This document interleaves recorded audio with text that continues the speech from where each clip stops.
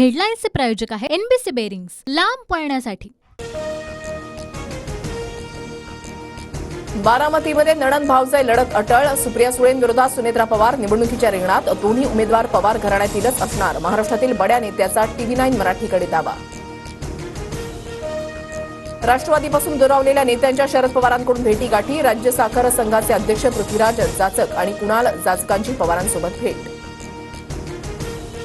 अमित शहा स्वतः मातोश्रीवर आले होते। मिंध्यांच्या डोक्यावर परिणाम झालाय। मोदी शहांसोबत राहून त्यांना खोटं बोलण्याची सवय लागली। संजय राऊतांचा शिंदेंवर हल्लाबोल। आदित्य ठाकरे आज मुख्यमंत्री शिंदेंच्या बालेकिल्ल्यात। आदित्य ठाकरे ठाण्यामधल्या पदाधिकाऱ्यांशी संवाद साधणार। नवी दिल्लीमध्ये मुंडे भगिनी आणि देवेंद्र फडणवीस यांच्यामध्ये बैठकीनंतर प्रीतम मुंडेंचा वाढदिवस साजरा। भाजप अधिवेशनाच्या निमित्तानं महाराष्ट्रातील नेते दिल्ली। शिखर बँक घोटाळा प्रकरणामध्ये अजित पवारांसह इतर आरोपींच्या चौकशीची शक्यता कायम। अण्णा हजारे आणि शालिनी पाटलांकडून नव्यानं मुंबई हायकोर्टामध्ये प्रोटेस्ट पिटिशन दाखल। 1 मार्चला सुनावणी। मनोज जरांगेंच्या उपोषणाचा आजचा 9वा दिवस। आज सकाळीच डॉक्टरांकडून जरांगेंच्या प्रकृतीची तपासणी। सध्या जरांगे पाटलांची प्रकृती स्थिर। अजित पवार गटाचा आज अल्पसंख्याक मेळावा। नवी मुंबईतील सिडको एक्झिबिशन सेंटरमध्ये मेळाव्याचं आयोजन। प्रमुख नेते मेळाव्याला उपस्थित राहणार।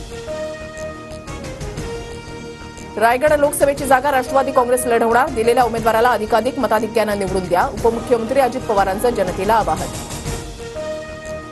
काँग्रेसची लोकसभेसाठी मुंबईतल्या 3 जागांची मागणी। काँग्रेस प्रदेशाध्यक्ष यांची माहिती। तर वंचित महाविकास आघाडीमध्ये येईल, पटोलेंकडून विश्वास व्यक्त।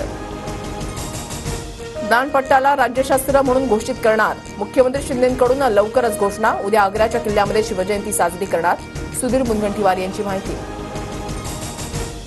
शिवडी न्हावा शिवा अटल सेतू 14 तास बंद। मुंबई मॅरेथॉनसाठी आज दुपारी 1 वाजेपर्यंत अटल सेतूवर वाहनांना बंदी। पुण्याच्या भोरमधील राजगड सहकारी साखर कारखाना यंदा बंद ठेवण्याचा निर्णय। नियोजन कोलमडल्यानं कारखाना बंद ठेवण्याचा संचालक मंडळाचा निर्णय। हेडलाईन्सचे प्रायोजक आहे एनबीसी बेरिंग्स, लांब पळण्यासाठी।